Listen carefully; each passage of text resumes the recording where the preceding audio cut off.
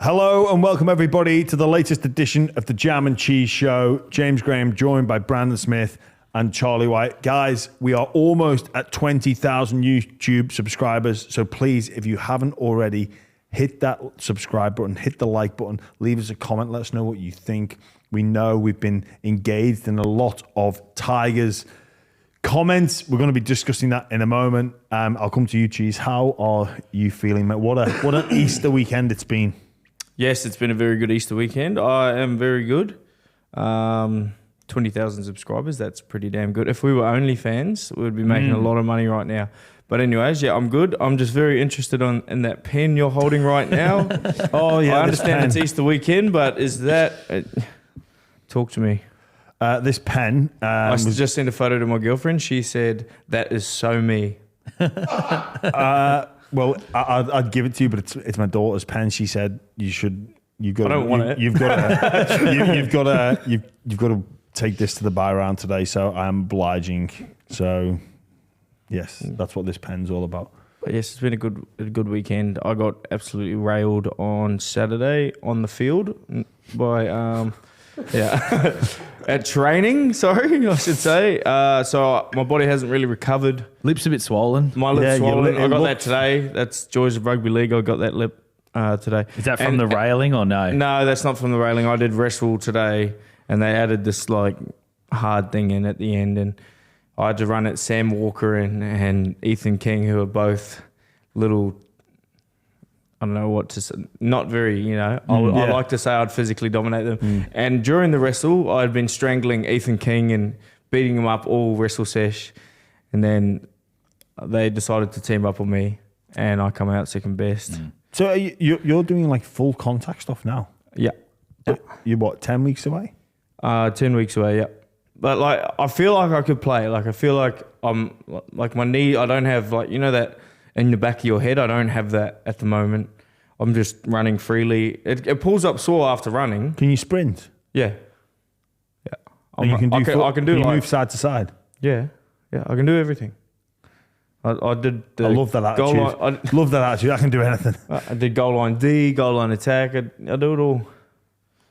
You've just got to wait. Yeah, it's just precautionary. It's the patella tendon's a nasty tendon. I'm not. Here we go with the doctor shit again. But I'm not a doctor. But apparently, the patella tendon's very, cautious.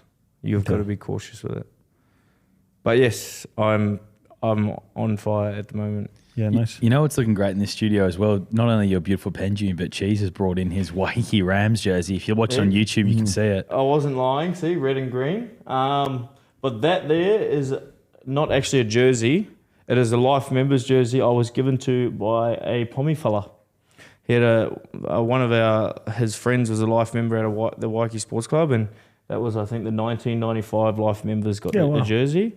And I was just... I was walking around saying to the fans, this was the tour we were on as well, that we played against each other. I think we just lost to yous. And this random Pommy guy just handed me a bunch of books inside a bag and that jersey, and he said he's Pat Lumber's friend. This is a life member jersey I'd love for you to give. And can you give the books to Pat? And the books never made it to Pat. I don't know. I had a big night on the last night of the tour, and anything in the room that wasn't immediately needed was left in the room. And the books, unfortunately, Pat, sorry about that, they were left in the room. But it's good to see Pommy had that in his... That's quality. I've got my Thatterweef Crusade or St. Helens Crusaders. Bring it in. I'm gonna. It's out, ready to bring in. I'll bring my Paddo Tigers jersey in. Yeah. How are you going anyway, Charlie? How was your Easter festivities? Mate, it was great. A lot of footy. We're just recording this now. Easter Monday night after the Tigers-Eels game. No, I've had a great weekend. Had a friend's 30th on Saturday night. Did you behave or? I behaved well enough. Shout out to Sam. Happy birthday. Yeah, nice. Mate, this is the best weekend ever best period for normal citizen workers. Yeah, for normal citizens. In the world. Yeah. Like, I don't get public holidays. Like I didn't even know Friday was a public holiday. I was just driving to training and I realised, shit, there's no cars on the road. What's going on here? And I rang my... It's like the Armageddon. I rang my girlfriend. There was no car in Paddington. I was like, rang my girlfriend. I said, what is going on? She's like, it's Easter Friday or Good Friday. It's like, oh shit. And I still had to train Friday, Saturday, Sunday. So It's something like if you use like 4 days of annual leave, you get like 3 weeks off. Yeah. It's amazing because your hands, because it's long weekend into another long weekend. Yeah. Like the best. How good is it? But Charlie, obviously we have been working. I've seen you Friday. Well, I've seen you Thursday night, Friday. No, we didn't see. Oh, we Friday. didn't do Friday together, and then Sunday, Monday. Yeah. But obviously you couldn't wait. Like obviously we've been working relationship for a very long time. And anytime you get to stitch me up, you do. And obviously working for Triple M, Mitchell Moses, the game of his life, comes on air, ask him a question, and you're in the background in my ear going, ask him about Lachie Galvin. And I'm like shaking my head. And then you basically challenge my manhood, said you've not got the balls to ask him. So me stupidly, I go, hey Mitch, it's been a big week for the opposition with Lachie Galvin, and would you love to see him in power questions? I feel sorry for asking this. And he's like, I can't answer that. So you've got Mitchell Moses, one of the stars of the game, someone who we'd love to have on the buy round. Mitchell Moses is a friend of Triple M though, and Mitchell Moses sometimes comes on shows for us and stuff as well. What about the buy round? Yeah, we want him on here. He's not a podcast guy. He's already told me that. He's not a podcast guy, Mitch. So he's never going to do your show anyway. So you can What's wrong with podcast guys? He's just not attacking us. He's more of a radio TV guy. I was about to give him a rap. He's chasing mainstream media, Mitch. Which is fair enough. I'll just give him a bit of advice. The media landscape is changing, Mitch, so you might want to get on podcasts. But he played well. Yeah, he but did also, play really mate, well. is this true? I did tell you to say it. I didn't question your manhood. You say you've not got the balls to ask I said him? soft. I just said you're being soft. That's all I said. But that's pretty much. But geez, guess what then he did? He was trying to get Josh Reynolds to ask it. So it was Josh Reynolds and Jimmy. He was mouthing, ask Galvin. And then what did you do? You actually did it because Josh didn't want to do it because he was also being soft. Well, it's done, and the relationship is over with Mitch Moses. Speaking of relationships being over, Lachie Galvin and the Tigers. The letter, I don't really know or quite understand how this works. You hand a letter over to the club with allegations of bullying, like it's a lawyer drafts it. What are you supposed to do? Like, I actually don't quite fully understand. Like, the club just gets handed over a legal notice, threats of, or did it say allegations of bullying in regards to Lachie Galvin? I mean, bullying is a strong term, and it's difficult to know what is and what and isn't bullying at certain times.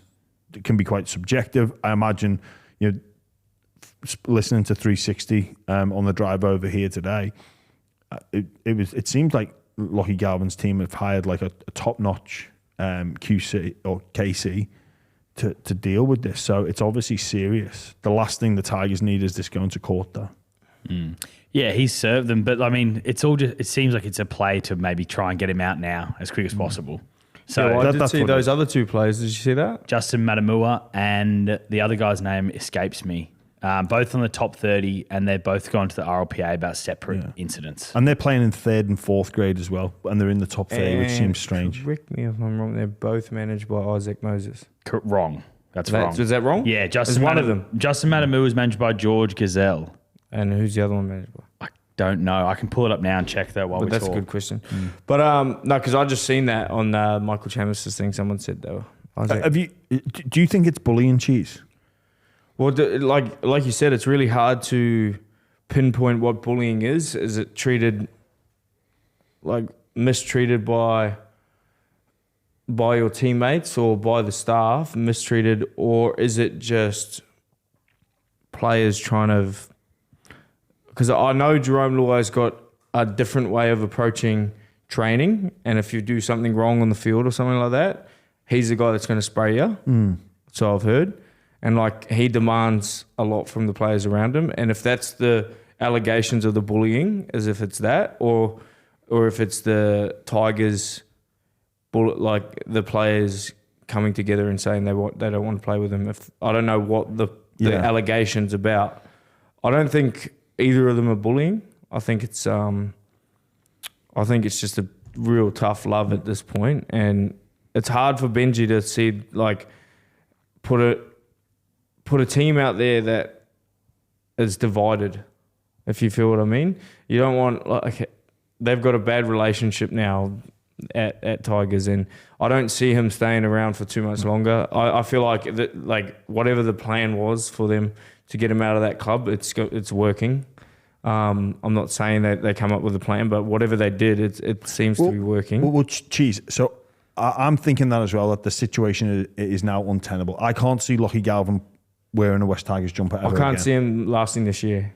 I can't see I him wearing... almost can't see him lasting this week. No. If I'm being honest, I wouldn't be surprised if he switches clubs this week. Yeah, That's how quick it happens. But for me, the bizarre thing is when you go back and you think, oh, this is all about the management company aggravating for an early release. But then the Tigers made the first move. They went to Team Galvin and said, we want to talk about a contract. Then Team Galvin react.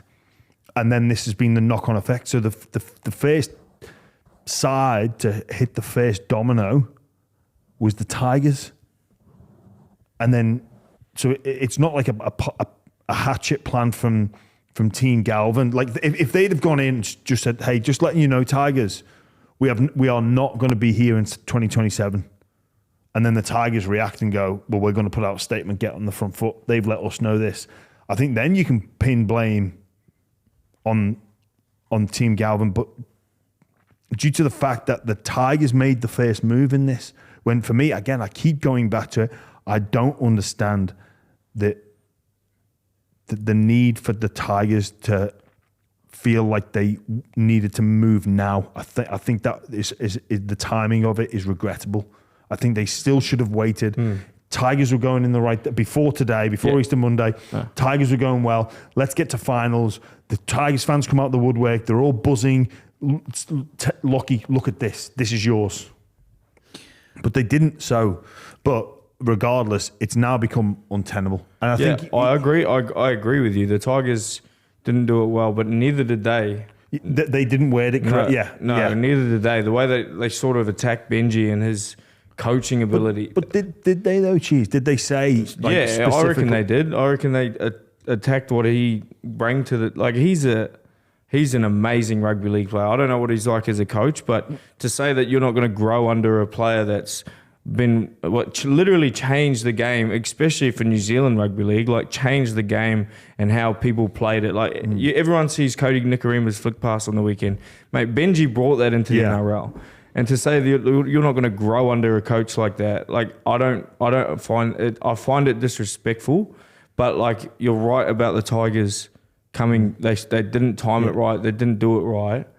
But they already had their minds made up though. The Lachie team. But just that statement they put out just really poisoned the whole situation. But obviously they've got their minds made up now. But if the situation changes and Tigers play finals, then it does sort of tug at the heartstrings and play with your head a little bit. And I think you're right in what you said about Isaac Moses and them just shutting down the conversation, because they've probably seen this situation presented to them, like, we can get him out now, where if you compare it, and it's probably a bit sensitive to you, but compare it to Reece Robson at the Cowboys, who has decided that his best football is not at the Cowboys. Even though they're a strong club with some great young players, him and his management team in November, December decided we're not going to be playing it. Our future lies elsewhere. Didn't say anything about wanting to return to New South Wales, but he's decided that he thinks he can progress. Well, he's already a New South Wales dummy half, but he can come and try and win a premiership and go on to bigger and better things at the Sydney Roosters. But that happened up there. And it happened in the off season, and it was news, and then it sort of fizzled out. If you're Lachie Galvin, and genuinely you're going to see out this year and next year, you just say, look, Tigers, we're going to wait until November 1. November the 1st comes, you have your couple of meetings, you do the polite thing, and if he is so hell bent on moving on, he just signs with someone in November, December, and then it sort of fizzles out. And the reason behind it, it's not, rugby league's not in the media cycle.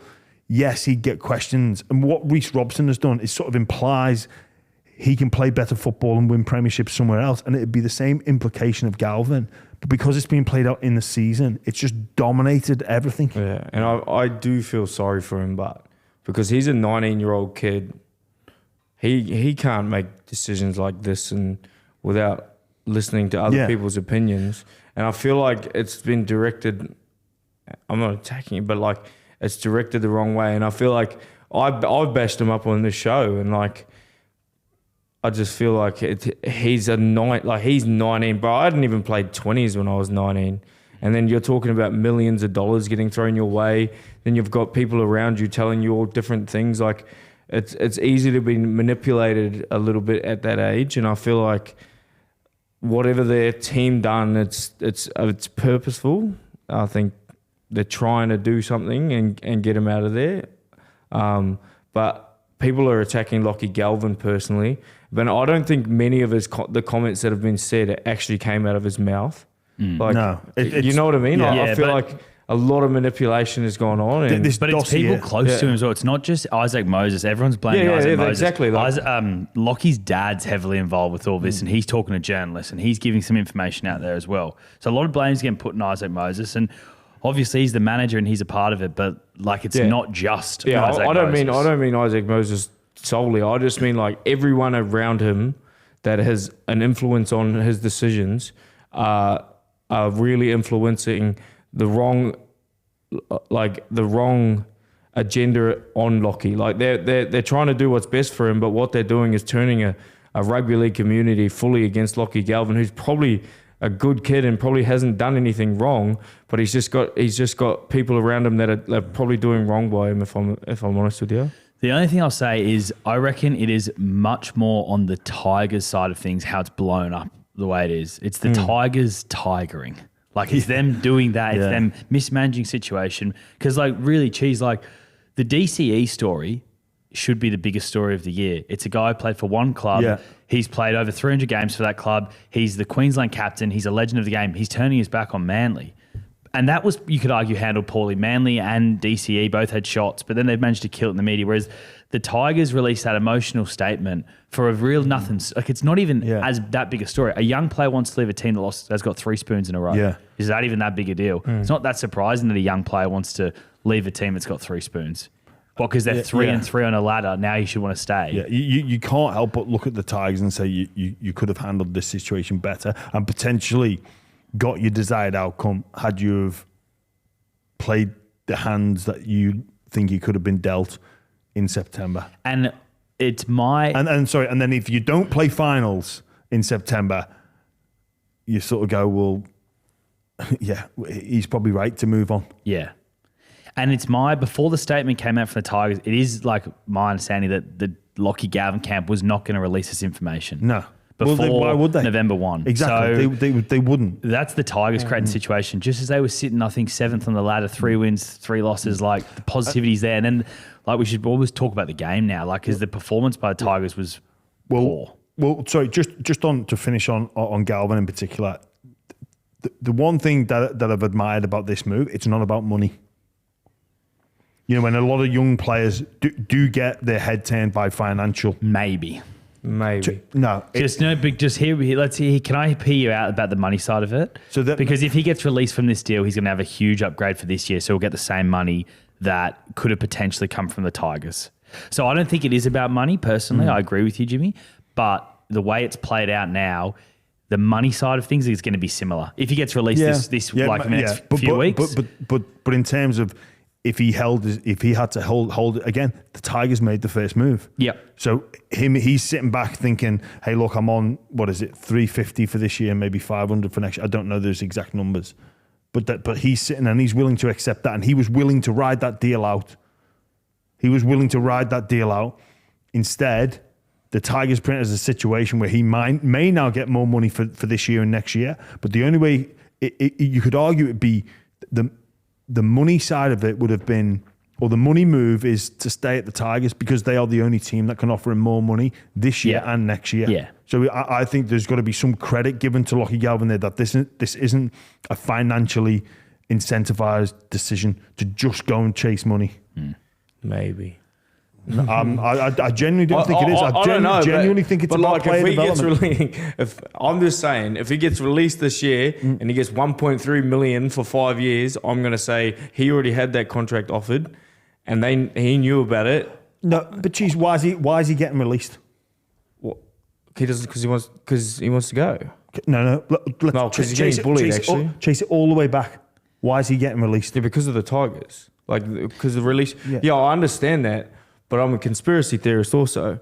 And if someone offered you, like, back end, like, behind my back from the Roosters said, mate, like, I've got a year left of my contract, and they said, mate, we want you for long term. We'll give you this, and then your manager or anyone goes, mate, we can get you out of this contract, and that happens. Yeah, like I know. that happens. And in that, to back that argument up, before Shane Richardson released the statement, Isaac Moses had gone to Shane Richardson and presented the dossier of things that they weren't happy with, which some of that stuff probably is what's ended up in this legal letter.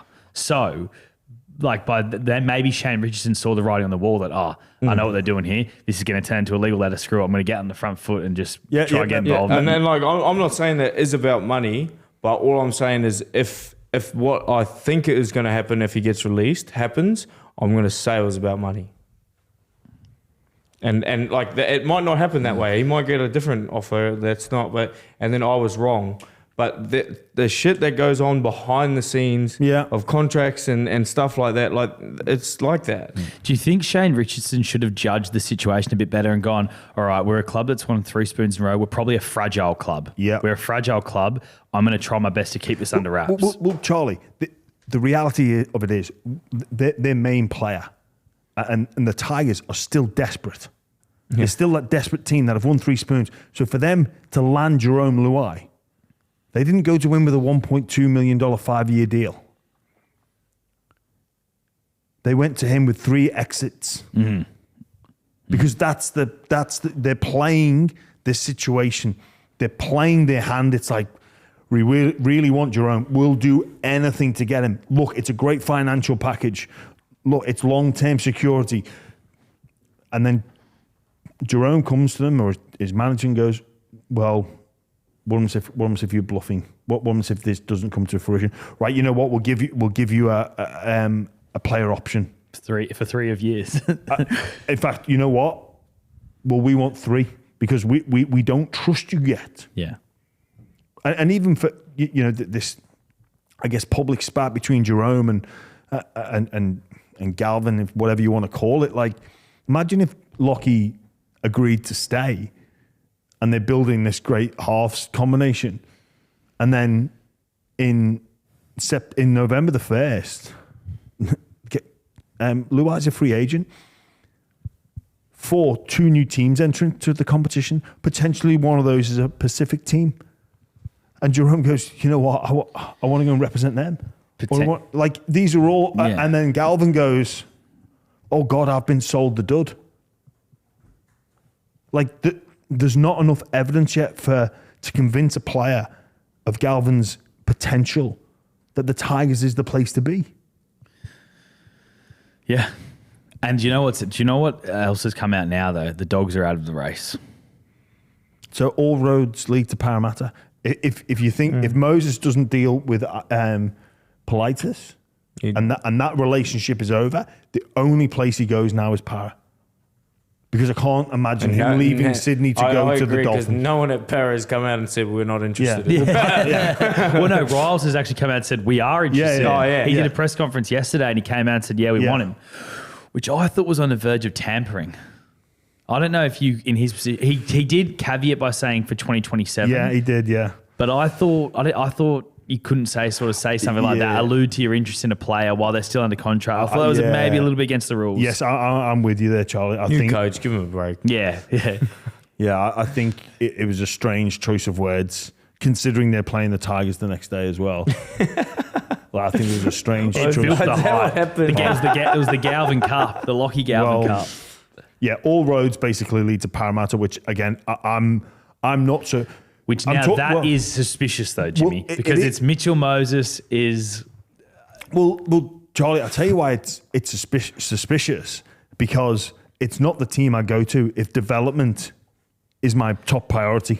I disagree with you on that though as What? well. Hang on. Because okay, if you're a 19-year-old halfback now, right, where do you go? If you've got the choice of clubs in Sydney to go, he's a 5'8", but a 5'8". Yeah, I would want to go and play with either Nathan Cleary or Mitchell Moses.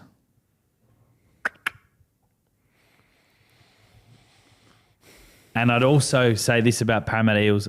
Jason Riles is meant to be one of the best young coaches in the game. Cheese has been coached by him.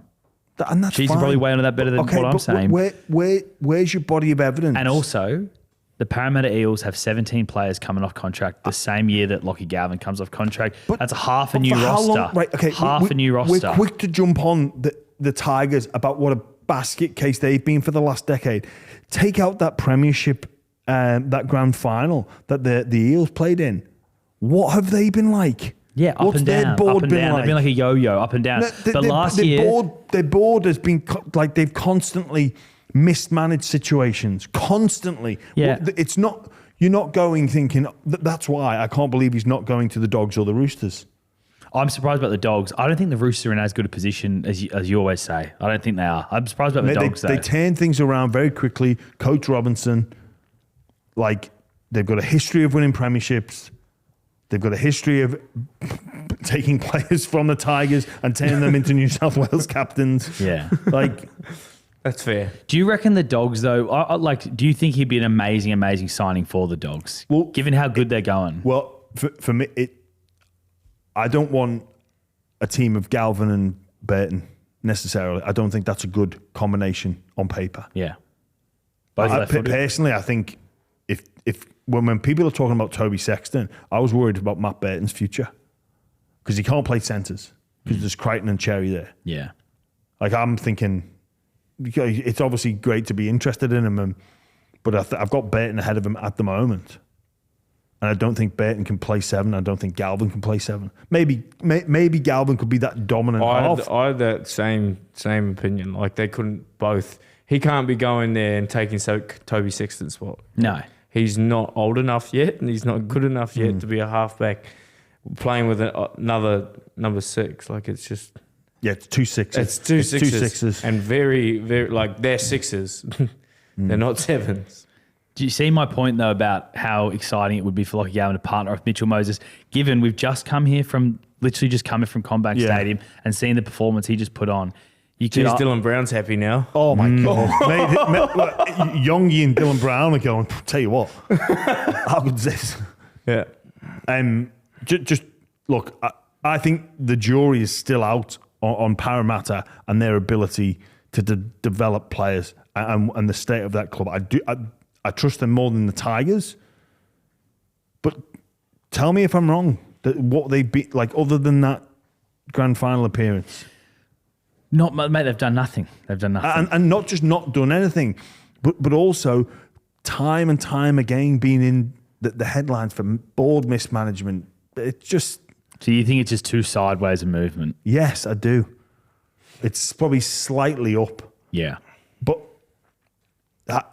focusing Are they on... building something? Mate, geez, well, the Tigers are building... So every team's building something. You know what? You go... But the Bulldogs built something really bloody fast. They are.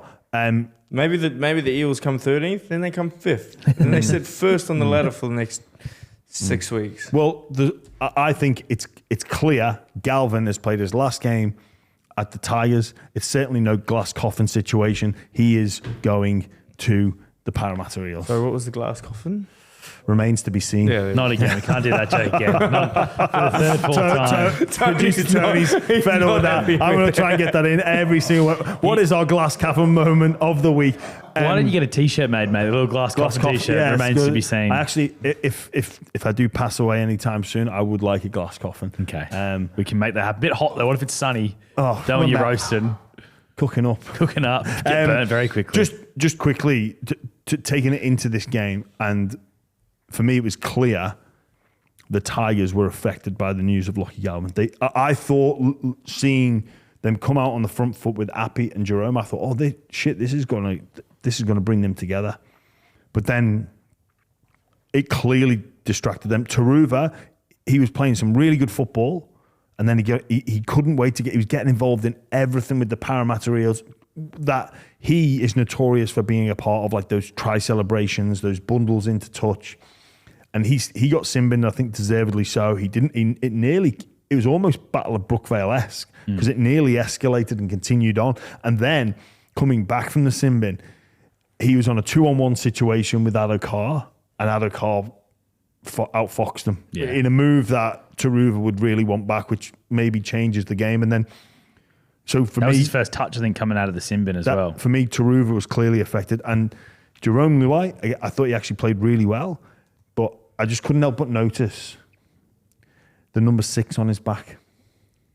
And I'll give it up if that's not an FU to Lachie Galvin. Because he came over from Penrith. He came over from Penrith to play 7. He's played number 7 in every game but one when he was, I think, injured. Latu Fino played 7. Lachlan Galvin has been the 6. Adam Dewey is your 7. You are joking me. He's a 5'8". Yeah. He's a centre. He is not a 7. Jerome, the week of all weeks, and you look, we had Dave Riccio in at Triple M and said like, oh, he asked Adam Dewey, why is he playing 7? It's about freeing Jerome up. It's not. It was about FU, Lachie. FU. Do you reckon he was hoping to have like a 10 out of 10 performance in the 6 jersey and just dominate that position and then hey, Lachie, we don't need you, brother. Too, but like he played well, yeah. Play well. The only thing I have a problem with in the last 5 minutes, he barely touched the ball. Yeah. Well, that's they should have got him the ball. There was that one set in particular when. It was the one before Mitch Moses. Well, when kicked that thing. When big the bench front rower Dory, he went Dory down. got HIA, he yeah. got that HIA. Slowed, Killed the momentum of that set. Killed the forward. momentum. Oh, of that that was killer. Which I'm not so sure if the referee should be stopping the. Anyway, They have to. That's the rules these days. Yeah, Any obvious head collision, if they see it, they got to stop it. But then the trainer's doing a test. Yeah, get the fucker off and do the test. He also, do you know what? He was taking the pistol test because he did one test and then he ruled HIA and then he must have got the message, hold it there for a second, hold it there. Because then he checked other things and then did a second tap of the head. If the referee stops the play, get him off. Like, you're not doing a test. The referee stops the play, get him off. But anyway, that stunted the West Tigers' progress. But am I right in thinking, Cheese, that Jerome wearing the 6 jersey... Oh yeah, there's a message in that. That's not just I'm going to play 5'8" this week. No, yeah, you are right on the money. No, I don't know. I don't want to say too much, but yeah, 100%. Like it's an FU. It's like, hey, Lachie, hey, don't you? We'll be fine without you, mate. I'm going to respectfully agree. Yeah, it's 100%. There's no way you're playing the 7 jersey the whole season and then chucking it on Adam Dewey. There's no way. No, and like, do you respect? Maybe if Latu was there, maybe, and that's a big maybe. But with Dewey coming back, he wore the 7 jersey during preseason. Dewey, Charlie, if you can't see that is a message to Lachie Galvin directly from Jerome Luai, and mate, you know what? I even question Benji allowing that to happen. Yeah, see, I like that's what triggered me to think it's not a thing, but if he played a 10 out of 10 game, I'd be like, that's pretty cool. But it clearly that's pretty cool. If they won the game, I'd be like, that's pretty cool. And look, Jerome Luai is a far better rugby league player than I'll ever be. But you can't. It clearly affected him going into today's game because you're having that thought process. He's not normally. He's come to play 7. I was in the lift with him coming up to the commentary box, and he seemed cool, calm, and collected coming into the ground. Who did? Jerome Luai. He's a very cool. Yeah, he's a very cool. He's got swagger as well. He oozes confidence, and he's not gonna let that God. He doesn't have a God. It's just naturally who he is. Yeah. But for me, he was clearly. I'd be surprised if it wasn't a fuck you. Yeah, but then, like the Tigers. For Richardson and for Benji, and I don't know who their general manager of football is. Mark O'Neill. O'Neill. He's para. I'll double check. General manager of football that actually hands in the team sheet. Haven't gone. What are we doing here? Why are we creating more of this? Benji in his press conference, I thought he was excellent. Yeah, we want to die this down. Let's lay off Lachie Galvin. Yeah, and then you name Jerome in the 6. Like, should Benji not take control of that situation here and say, Jerome, look, mate, I need you to play 7 today. I would need you to wear, even if your role changes, I just need you to wear that number 7 jersey. You would think so. You would think so. But the man who wore the 7 jersey on the other side of the team, Parramatta Eels, Mitchell Moses, was just unbelievable. That play where it's 0 tackle and he kicks it to the corner for Bailey Simonson. That takes big... Because I missed most of the game, mind you. I got back and I seen that. That takes big kahunas to do something like that. And like the bounce at the end, just like perfect bounce up for him. Oh, he knows what he's doing, Moses. He's a very, very talented footballer. Yes. And that play, there's some halfbacks in the comp that get that wrong, but not Mitch. Like it might cue me into my holy cheese moment. It's a new segment, actually. Yeah, you should explain the new segment. That's your job because you made it up. So Cheese last week, if you were listening, he actually told you all that the Dogs is the best team, are the best team in the comp. What do they do on the weekend? They pump the bunnies. Melbourne got humbled by the Dolphins. Bulldogs are sitting top. They look like the best team in the comp. And Jimmy tried to throw it off like, I don't know. I think that Melbourne are looking really good because you just want them to be the underdogs, mate. They're not the underdogs anymore. They're not. But yes, my holy cheese moment is Mitch Moses. Was that like a test of who's going to be the 5'8" for the New South Wales Origin side? Like, I only got to see the last minute, but I know for a fact, like Mitch Moses is for me, I feel like he's an underrated player. He's obviously a very, very good footballer, and people think he's a very good footballer, but I don't think people really appreciate what he does on a field for a side. And it's easy to say that after a game, but I've lost to Parra 4 games in a row, and he's my most hated player to play against.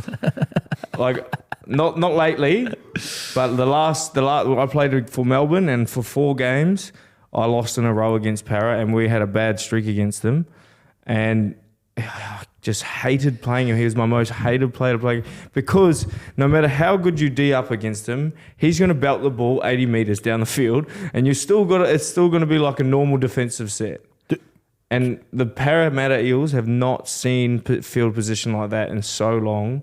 And then it's just unlocked Moses, and I feel like New South Wales need him in the side after his performance in the last game. And it's so hard because even Jerome Luai played so well, but they needed him somewhere in the team, and I feel like you can't keep Nathan Cleary out. Well, I don't even think Parramatta have had such high completion all season. That would have been their highest completing game. The effect he has on players around them. Charlie and I were talking in the car on the way here. Tommy Taborovic's title of the most important person or the most important individual for teams' chances of victory have now been passed from Tommy Taborovic over to Mitch Moses. Even if that probably wasn't already clear, I think now it is. You compare last week, granted in Darwin, 50 points to 12, they lost to the Raiders. And in round 2, they lost 32-6 to the Tigers. And they had Lomax playing for them. Yeah, they were nowhere near the team they were today. It is, and in that game where they lost 32-6 against the Tigers, the Fox scored, I believe, at the end. They didn't look like scoring. Yeah, they actually didn't look like scoring. Where tonight, this afternoon there was energy, there was enthusiasm, there was opportunities. Like that pass to the Fox that actually Taruva read pretty well. They're nowhere near that. Yeah. Their defence in the middle is still pretty shaky at times, isn't it? They've got they're a work in progress still. They're not by any stretch the finished product. They're that 10-minute period after half time where Tigers didn't touch the ball. There was some ill discipline from the Tigers, but Mitchell Moses just in complete control. Not to get negative, but the referee probably had a tough night. First play of the game, this is not his fault, it's more the bunker's fault, but Kelma Tuolangi, dead set, he'll get suspended for a few weeks. Probably you'd know that by the time this comes out. He shoulder charges Terrell May square in the head. On being there live, we watched it and thought, that's a great shot because there was no action taken, but I could see Terrell May was rattled. I thought, they've maybe got underneath the ribs. Obviously, we're in the gantry. It's quite far. We've got the monitors replay, but you can't really, it's very difficult to assess when you're watching it live and then you're looking at the screen.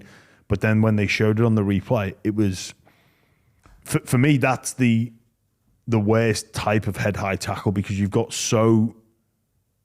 Terrell May's just running straight You got so much time to alter your height and change your technique. Yes, granted, it's happening quickly. Yes, granted, you're going up to chest on chest.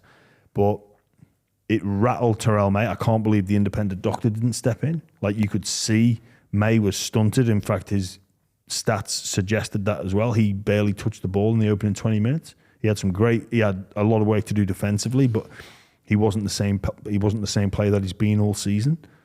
And I think it was because of that. And look, we're going to miss things. I get that, but the game set the precedent that it does interject and send players to the Simbin Tino for Suamala Awe classic example from a couple of weeks ago. It does retrospectively look back and go, actually, and he was placed on report. Well, he's going to get 2 to 3 weeks. It's easy to see. I don't know how they missed that one. I really don't. It wasn't the only one as well that was a bit questionable. You could say the Isaiah Yongi, Simbin. I think you think that's a Simbin? I do. So the chip and chase over the top, Yongi goes for the ball. In my opinion, it looks like he's going for the ball, competing for the ball. I think he then realises he's nowhere near it, and I think he pulls back the Tigers. It was Stafford Toller. Yeah, I think he pulls him back. Yeah. And I think that is a professional foul. I really do. I think watching it back, there's a clear action for the ball, misses it, and then it's a professional foul. The other one then, the Mitchell Moses high tackle on the try line. Should that have been a penalty try? Yes. I and the wording for the bunker, paraphrasing here, but words to the effect of it didn't impact the player's ability to score the try. Well, it did. It did, because if your target is lower, it's really frustrating when the bunker use some language like moderate force, and it just gets me really annoyed, because it's and this is an area of the game we need to look at, in my opinion, around saving tries, because it's almost always a shoulder charge.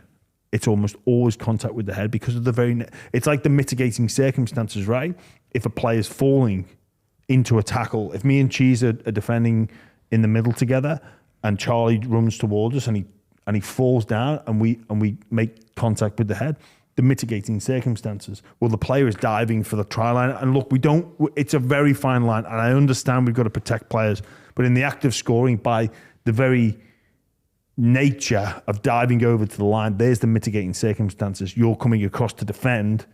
I've got no issue with that, but I feel it should have been awarded a penalty try. And if not a penalty try, at least a sin bin, probably. No, because then it's a professional foul. It's like, well, yes. You could argue that as well. Tigers probably a bit disappointed at times, but then at the same time, the Eels were dudded a little bit with the sin bin for Luca Moretti. Yeah, that was... looked like it was more Samuel Afinu who was grabbing him. And really, they just want to do a square up when Taruva started that. Well, that's what I found. I missed all those because obviously I was training. But the Manly game, did you see the hip drop? And then Tukiaho took his head clean off. But they can't send both of them off because it'll ruin the game. But in the word of it, they both should have gone to the bin. Yeah. He destroyed his hair. Yeah, it's a strange How do you one. reckon he's feeling too? He's just got hip dropped and then got his head taken off at the same time.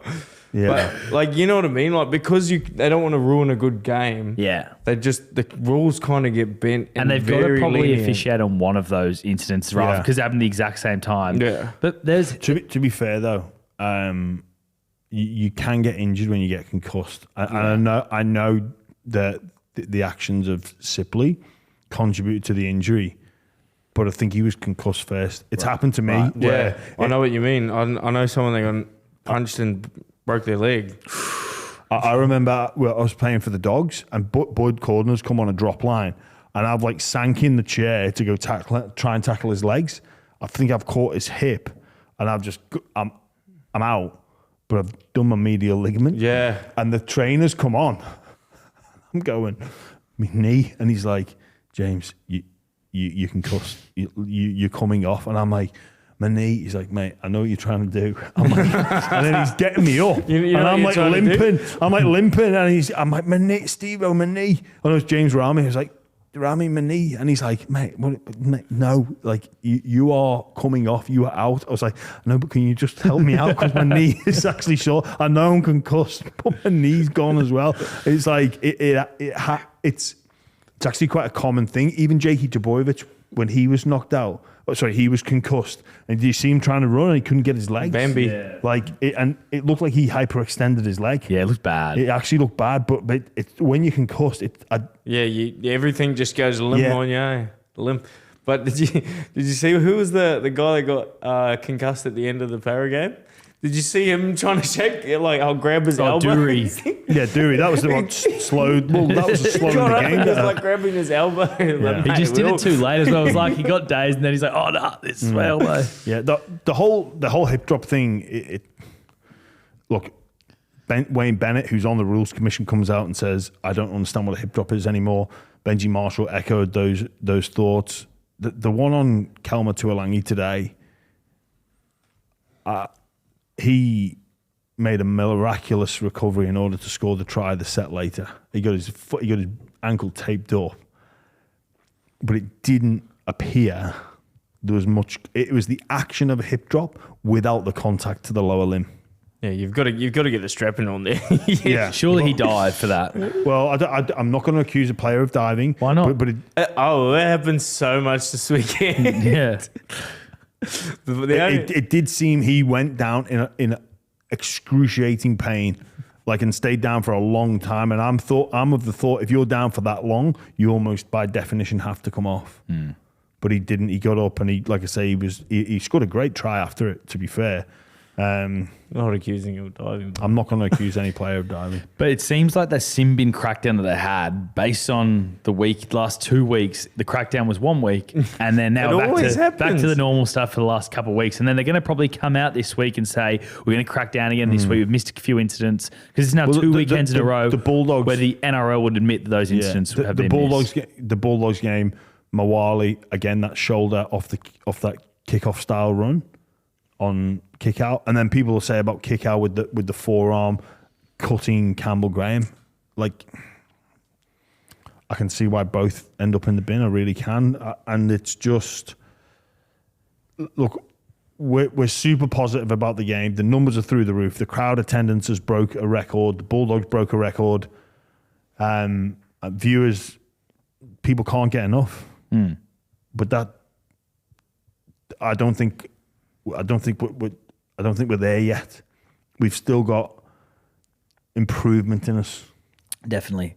I love the game today. It was an unbelievable game. Forgot to also mention with the Holy Cheese, it's Cheese's biggest takeaway from the round of footy. And hopefully, mate, we'll get you a cheese sponsor, because that's been something about you that I've always wondered, how you don't have a cheese sponsor.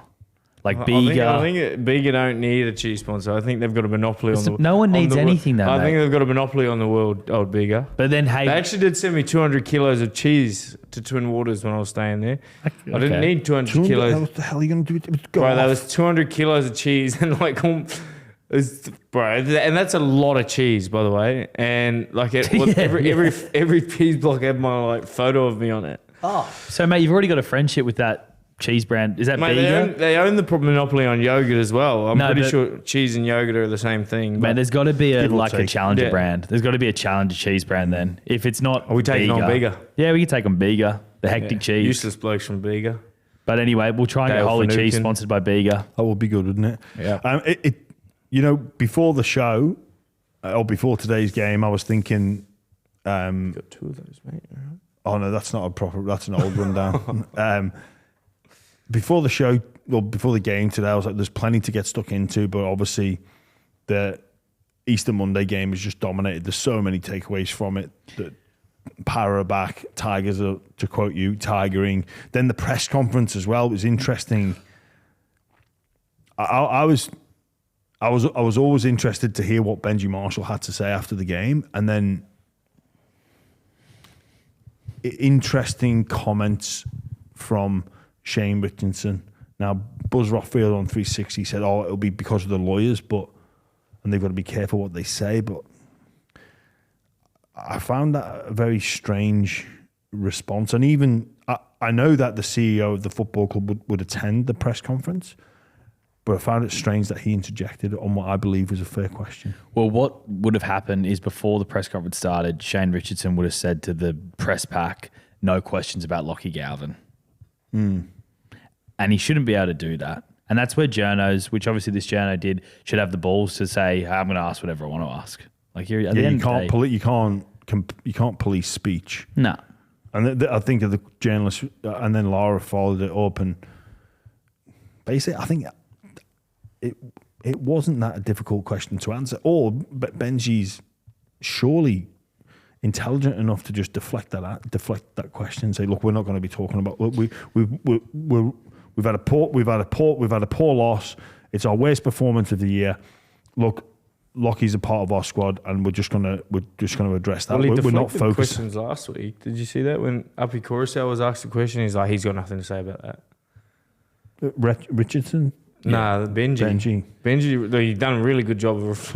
Well, I thought Benji spoke brilliantly, to be honest. I think he nailed it. Like he nailed his presser like to perfection, and I think he's good at handling media. So Richo probably just needs to trust him and let him handle those situations. Well, and also again, like this adds fuel to the fire. That's like Richo wafting the flames because now people think, well, Benji can't handle this.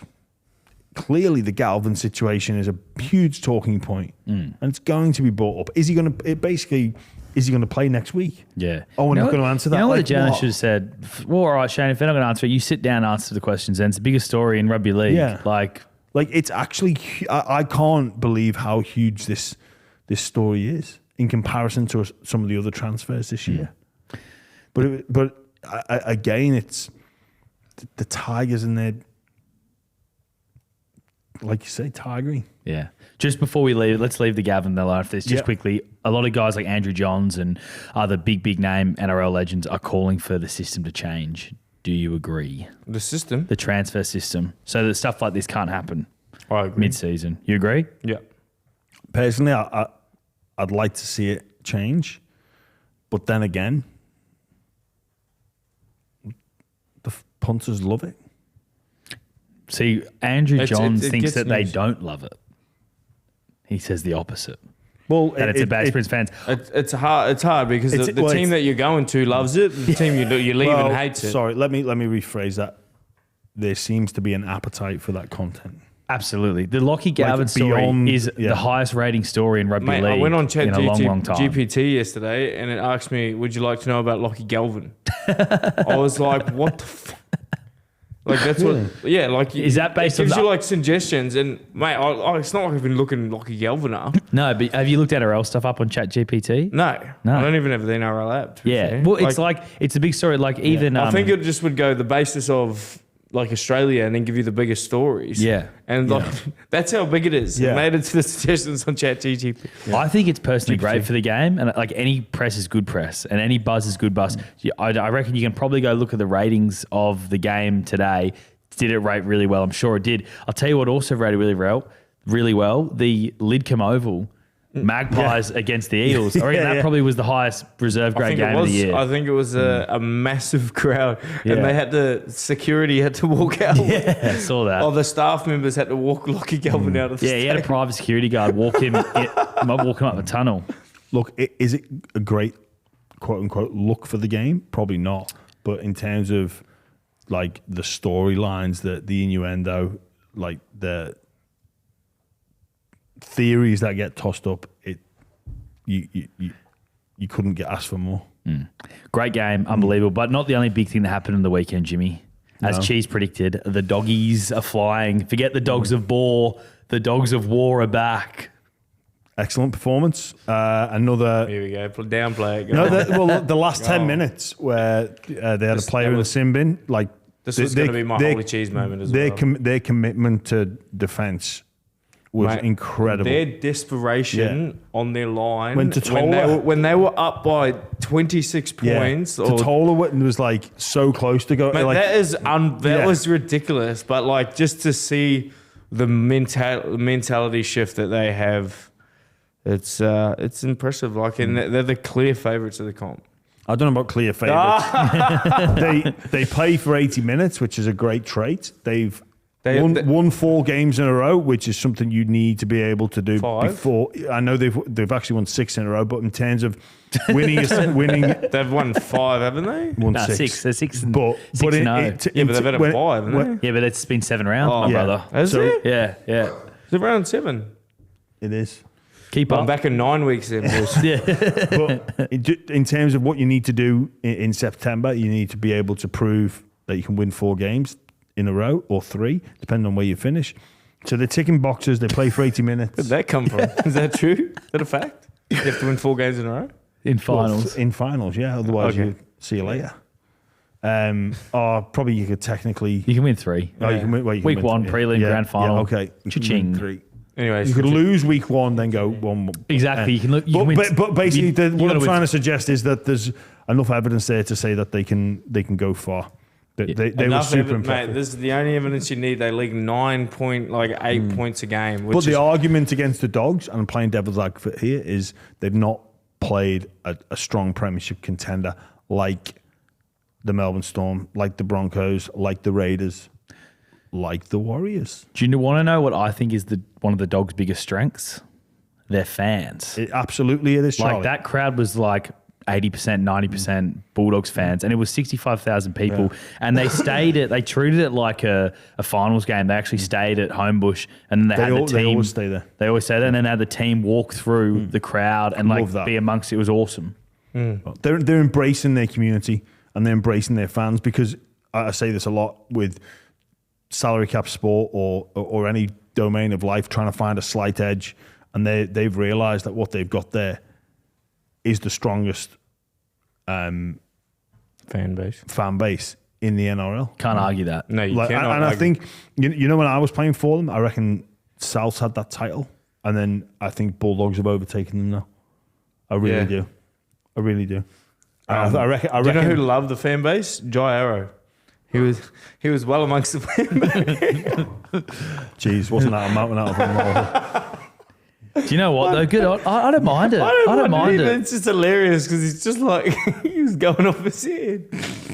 He's a friend of the show, Jair, as Yeah. well. Yeah, he's my friend. My friend is. I reckon. I thought like nothing bad. I think happened. I don't think he said anything too bad. There were rumors about him maybe spitting at a fan, but they're not true. No, it's just the way. It's just the way he talks. Yeah, the Bulldogs they couldn't have asked for a better start to the season. They really couldn't. But it's about getting it right at the back end, and we know. You know what that. you can do, mate? You can actually just be like, "How good's this? We're No, fine." I'm like you stoked. don't like you're talking like you're in a press conference, sitting next to fucking Cameron Serraldo and whoever Tony's the captain going to step is. in. Hey, no more questions about the Dogs. No more questions. Like you can say, "How good is this, mate?" They were so bad for so many years. Yeah. Like this is unbelievable. Yeah, it's good. It is really good. Stoked. Yeah, full credit to the boys. Do you know what? It's not. Forget that. You know how I said dogs are bore before? They're not. That's not true. It's just you are very bore. Do you reckon? Yeah. Boa. Get hyped, mate. Get amongst you. Get like. How good pump it Max, up. Max King's scoring a try. Max Kim might be playing Origin. It's a big shout. Well, Cameron Serraldo thinks he should play Origin. I'm not surprised his coach Really? is saying that about him. I hope so. His nickname was Cheeksy at Melbourne. Cheeksy, why's that? Because there was an because we were at Mississippi in Bali, and there was an AFL player. I don't know. I think he was from Brisbane Lions or something. And he there's a big diving board there, and you can get on the piss and you jump off the diving board. And this one guy, he got it. He was in budgies, and he pulled his budgies right up so you could see his ass. And then, I don't know, Max just went, he's got nice cheeks. and then he just, cheeksy from there on in. What a strange comment. Good old cheeks. Oh, Max King on fire. Now married with kids, though, so. Married kids. He was quite religious, isn't he? So he had to Yeah. wait for marriage, didn't he? Yeah. Well, Playing on Good Friday. Yeah. You know what, actually... He'd be a bit sad about the Pope as well. The Pope died, so rest in peace to the Pope. Yeah, all right. But you know what? Jeez. On Good Friday before the game, I went to the Stations of the Cross Church because my children go to a Catholic school. Right. And you know what? I respect the churches, but if you're not one of them and everyone's singing you don't know the words, you feel like a right tool. Yeah. Yeah. Like, they all know the words. There's 13 Stations of the Cross. This went through it, and then they're all lunging after everyone. Like, they'll do one, and then basically the whole of the church, they do a lunge. or maybe it's a kneel. I don't know, but it looked like they were doing walking lunges. They did a few Walking lunges. What do you mean? Like a so you do lunge the- in the you do gym, you the- do lunges? Yeah, you do Yeah. lunges. Like they do one station of the cross, then someone did a lunge. Everyone does a lunge. Back up. Jumping I'm like, lunges? What's going on here? Like, why are they all lunging? Then they all know the words. You don't know the words. And you're just like, what's What do you going mean on? they've done a lunge? Mate, so after the first station of the cross, like part of the ritual is you do a lunge. And then you get back up and then they do...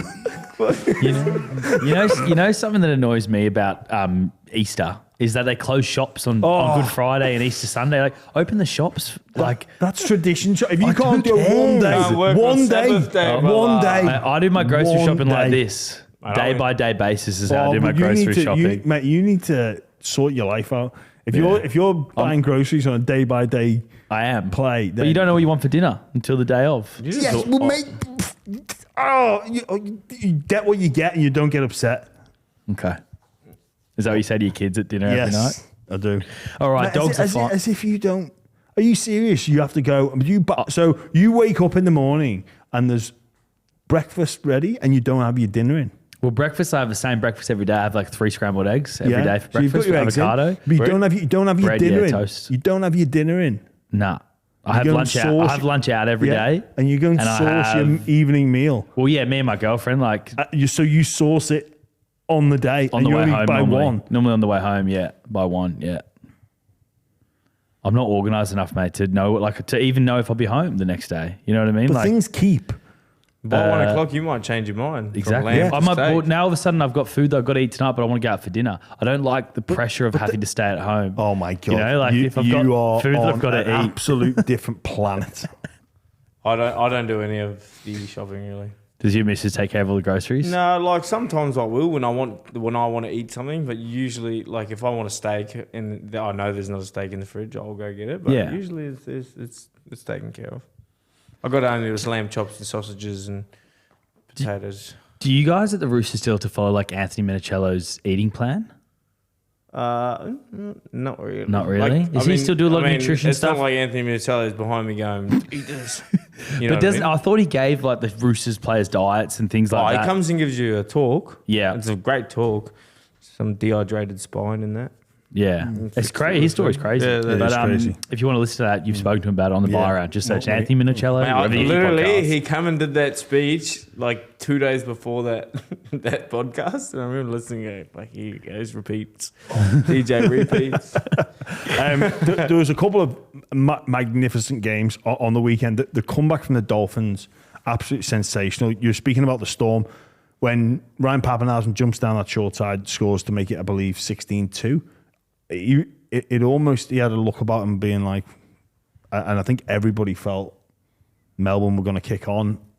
Josh Kerr, look, I love Carey, but he probably had in his 100th game the best game I've seen him play. Yeah, Like the best game I've seen him play.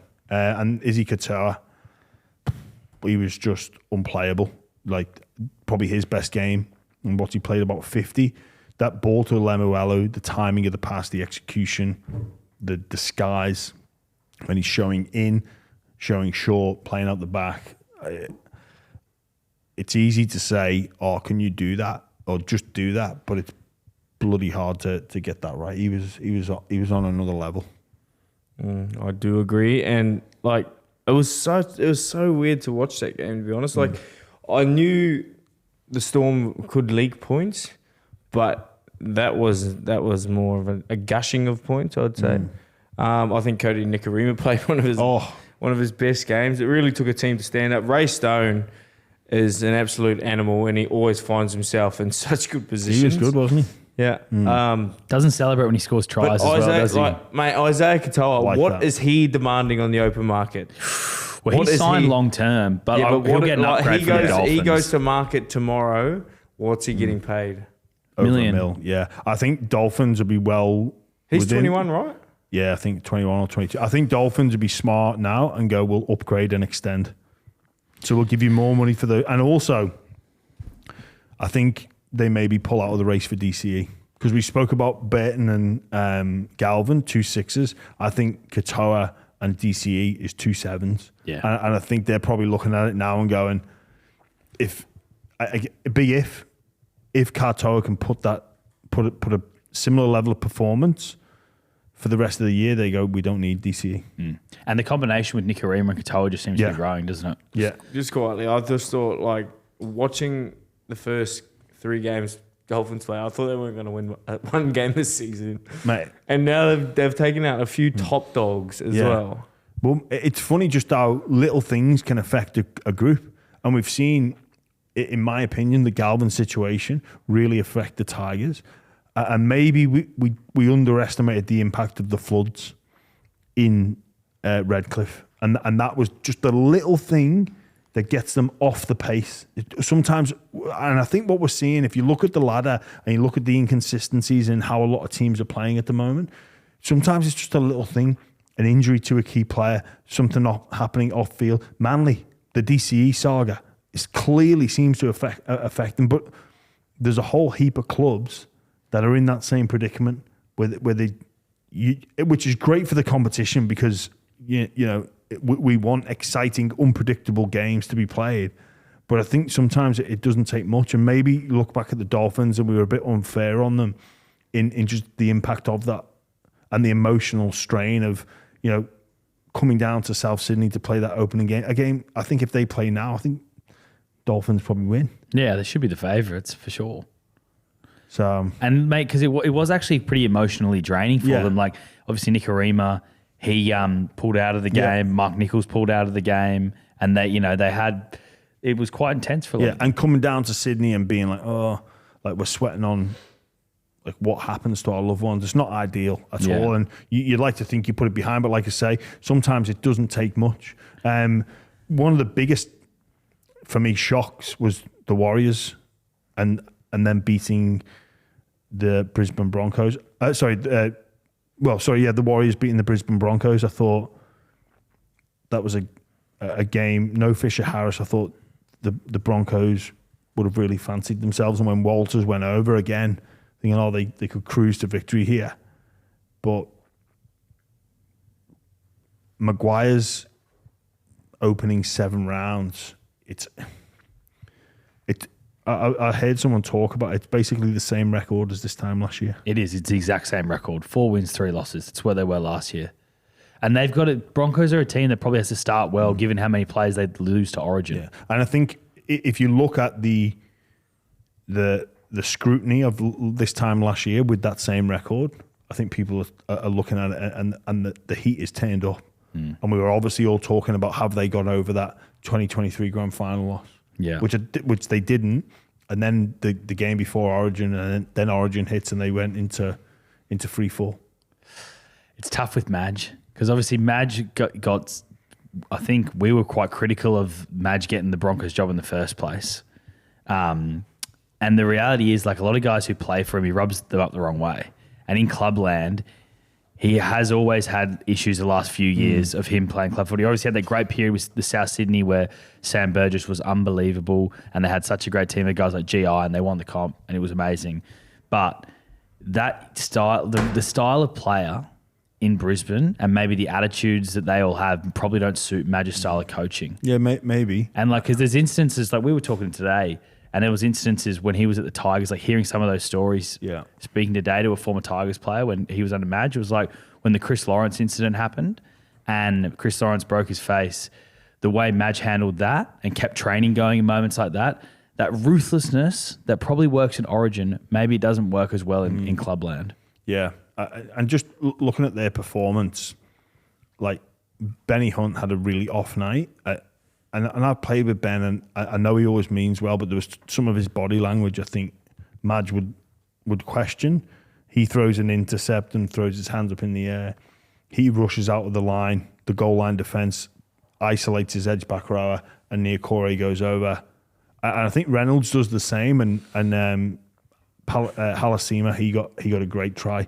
Again, looking like they're going to go out the back, turn him underneath exactly into where that space is because the 3-in defender, the half defender rushes up. So they've got some issues there. And then Ben Hunt really at 18 all, when Walsh got that fluky try, you think, the Broncos are going to jag their way to victory here. And take nothing away from the Warriors. I thought they were outstanding. Luke Metcalf take a bow for having the awful night with the boot, saying I'll kick the 2. But before that, at 18-all, that set where they don't fire a field goal attempt, it is with the spine that they have, is just not good enough. Was that more Ben Hunt's fault as well? Well, he's the 9, so yes, he determines where the ball goes. Was he the 9? He was having an off night at 5'8". They moved Walters to half, and Ben Hunt was the 9. So for that set, Ben Hunt was at 9. He got them into good position, then he bobbles the ball, doesn't get the pass to Reynolds, and then they force a changeover. So, do you reckon they've improved, Cheese, the Broncos, compared to last year? Do I reckon they've improved? I don't really remember them last year, to be quite fair. The games, I don't remember watching them, but I think they're underperforming for what team they have. I think that's it, isn't it? They're underperforming. They've got a good win-loss record. Like, still in this comp, it's a very open comp, but for the team they have, they should be doing better. Yeah, they should be winning more games. It's hard to compare because there's been some roster changes, but they're not, and they didn't. And it was the same last year. They weren't performing where they should have been, and that's ultimately what cost Kevy his job. But they're not performing where they should be this year either. But I know our Warriors fans. Well, let's talk about them. I was literally going to ask you that. The Warriors are sitting in the top 4. The Canberra Raiders are sitting in the top 4. Which one of those is more real? Canberra, with how they performed. I'm gobsmacked at their ability to. I thought that what was going to have them come unstuck was Whitehead and Rapana leaving, because I know how important those 2 were for the group. Genuinely thought they'll struggle with experience. They were good for the team get-togethers, I reckon. They were How very good were they for the group? But they brought someone like Matty Nicholson, Jimmy, as well, who's been unbelievable. Great find for them. Another English player that Ricky's found. Yeah, him, Morgan Smithies, and the relationship rekindling of Ricky Stewart, Corey Horsburgh. I think Tom Starling has been the absolute. He's been the best hooker in the comp. Yeah, and I think by a wee while, that shot he put on, you cannot teach heart in the game of rugby league, and he is a very small human being. But to see someone like that go out and just he's getting run at, and he knows it. But instead of bunkering down and going putting your mouth guard in, biting down, he charged at him, got an error. You cannot teach heart in this game. He was great, and he has a lot of it. And then he's also he has sharpened up his craft, his deception. It's just he's just doing such a great job, and he's fit. And then they've got that backup hooker who does a really good job as well. Owen Patty. They've got huge raps on him. He's a really good, he's like a Cameron Smith style hooker. But Tom Starling, I think just that team and they really respect him. He's moving on next year. Yeah, he's off contract. No club yet though, Jimmy. No, mate, get after him. Mate, what are you waiting for? Yeah, I think he needs to be at a club, and I think he's a player that brings a team together. Just like that shot there, you've seen everyone get around him. You see all the people getting around him on social media, but I just think his difference in play this year for the Raiders has really set a good foundation. And then Hudson Young he's on fire. He's those 2 are Canberra's best by some stretch. Sorry, just quickly to divert. Speaking of hookers, and talking about the Bulldogs, there was a couple of scuffles on that Good Friday game. Reid Marnie nowhere near it, and he was noticeable by his absence. I wonder if Cam Serraldo, Gus have had a word. Well, supposedly he said to Reid Marnie stay out of all that sort of stuff. Yeah, all that sort of stuff. It was noticeable. Yeah. Sorry, go on. He did give away a penalty first set of the game as well, Reid Marnie, so he's still got that in it. Bailey Hayward looked great in dummy half as well. Came on towards the end of the game. It was great. On the Warriors though, do you think they're a finals team this year? Yeah. Yeah. I do. And do you think the Raiders are a top 4 team this year? Yeah. Well, at this point in my opinion, yes. Big advantage for both clubs is they won't be hamstrung by Origin. Yeah. Raiders. Horsburgh? I don't know. He'll play for Queensland. Hudson. You reckon Horsburgh will definitely play for Queensland? Yeah, he'll play for Queensland for sure. Think about it, Jimmy. Who's in their forward pack? You got Tino Fasul-Malawi will be there. Tino. Yeah, Ruben Cotter maybe. You're going Cotter over Horsburgh, aren't you? Are you? Just based off previous experience. I am. Well, then there's a lot of other positions to fill. I am just because like Carrigan, yeah.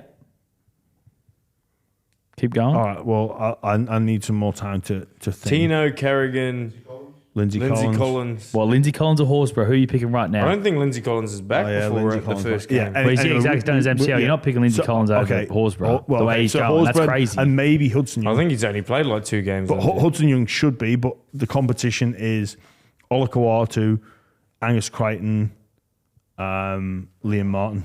I love all 3 of those players, but Hudson Young is playing 10 times better than them. He is. 10 times in the stretch, but he's playing. He is, he's the best back row in the comp at the moment. Yeah, he is. And if it's based off purely form, but obviously we know historical performances. And but his team reflects it as well. Like they're on top, and they have a not a like great paper side. All right, so maybe they will get affected by that, but I think based off what I'm seeing in terms of performance, I've got the Raiders ahead of the Warriors. The Raiders. So do I. We've stuffed up the Raiders prediction this year so massively. I'm okay to admit when I'm wrong. Yeah, I know. Wait, they wanted you to stuff it up because their whole game plan and like system is to work off being the underdog. And then everyone's tipping them for the spoon. I'm telling you what, what, Chris Lewis, he's an absolute genius. He's my friend. He's their defensive coach, I'm pretty sure. They've been very impressive to watch. Very impressive. I thought they missed the jump against the Titans, and a lot of teams don't wake themselves up, but they did. It was good. Geez, the Titans are frustrating though if you're a Titans fan. God. Like, not that there's many of them. Their stadium was empty basically, but it's tough. It is. They are awful.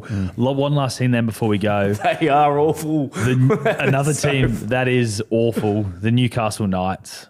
Like, their attack again just looked so poor against Cronulla. It's pedestrian. And I know they've been a team that have left their run late in the last couple of seasons, but I can't see like them. I said last time, those runs didn't have Ponga. Yeah, and then they went without. Yeah, they were without Ponga and then with Ponga. But yeah, it could be a long year for Newcastle. A bloody long year. It's weird that their attack is so bad with guys like Kalen Ponga and Bradman Best, and they've got strike power in Kai Pearce-Paul and all that. They've got such great players. It just shows how important a 7 jersey is. Yeah. Jamal Fogarty is a genuine chance at the Queensland jersey. Yeah, I agree. If I was Newcastle, I know they wouldn't be able to afford Fogarty, would they? Well, probably not, because they got Dylan Brown coming in. They got Kalen Ponga there. They bought Dylan Brown to play 7 as well for them. So they're going to have Fletcher Sharp at 6, Dylan Brown at 7. Which I don't know if that probably won't work in all honesty. Really, we've seen 2 Dylan Browns this year, and we saw one today that looked a well beater with Mitchell Moses and looked freer and looked in better. He got himself in better positions, and we've seen him play 7 and try and run a team, and it just wasn't the same. That's probably all for us then. Yeah, let's say, Jimmy. Yeah, absolutely. Just said, I'm getting scared when you're coming home. Yeah. Adam O'Brien. Doesn't she know the podcast? Save the day, cheese. Adam O'Brien is probably the coach feeling the most amount of pressure at the moment, but he's got a long-term deal. Yeah, it's his first year of a new 3-year extension. So he's probably, to be fair to O'Brien, I think he's got some runway. I really do, based off previous finals appearances. All right, let's get out of here then. All right, thanks for listening, everyone. Please, as always, subscribe if you hasn't already. Leave us a comment. Let us know what you think of the show, and we'll catch you in the week.